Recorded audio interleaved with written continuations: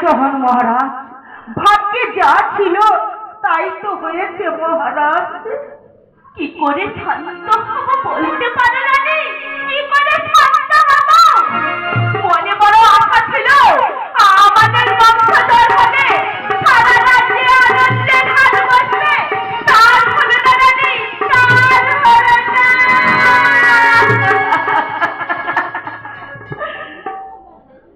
ওরে বিমলা, ওরে রাক্ষসী, শেষ পর্যন্ত তুই আমাকে এই উপহার দিলি। দাদা, তোর মুখ দেখতে চাই না আমি, তুই আমার সম্মুখ থেকে দূর হয়ে যা। এই রাত প্রভাত হওয়ার আগে আমি তাকে মৃত্যুদণ্ড দিলাম।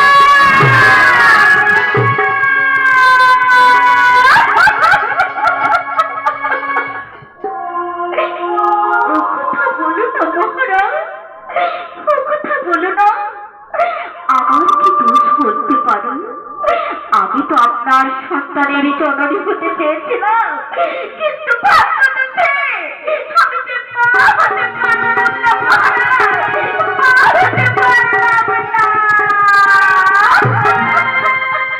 তোর কোনো কথা শুনতে চাই না আমি, তুই আমার সম্মুখ থেকে দূর হয়ে যা। তোর মুখ দেখো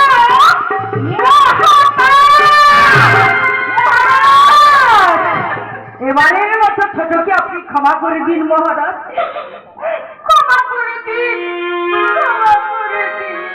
না না না, তা কখনোই সম্ভব নয়। কেন সম্ভব নয় মহারাজ, কেন সম্ভব নয়?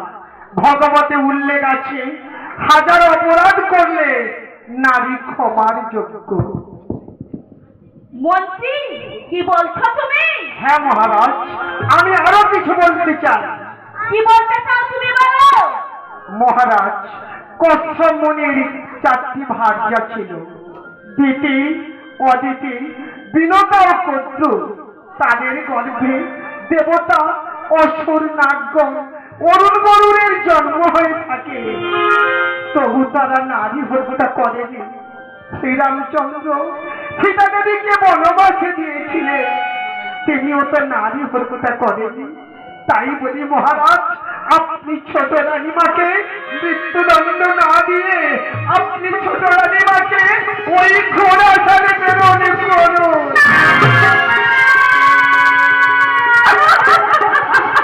তুমি ঠিক বলেছো মন্ত্রী, তুমি ঠিক বলেছো। ওই নারী নারী সব অলংকার খুলে নিয়ে ওকে ঘোড়ায় ফেলে ফেরত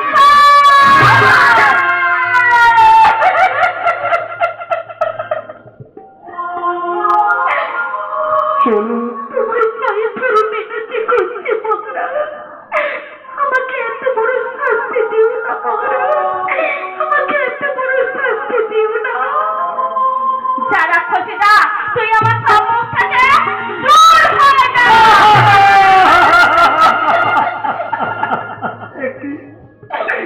কি করলেন মহারাজ, আপনি কি করলেন?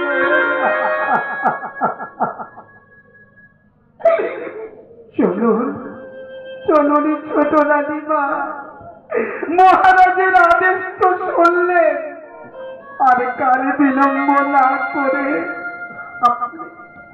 আপনি আমার সঙ্গে ওই ঘোড়া সাথে চলুন, ওই ঘোড়া সাথে।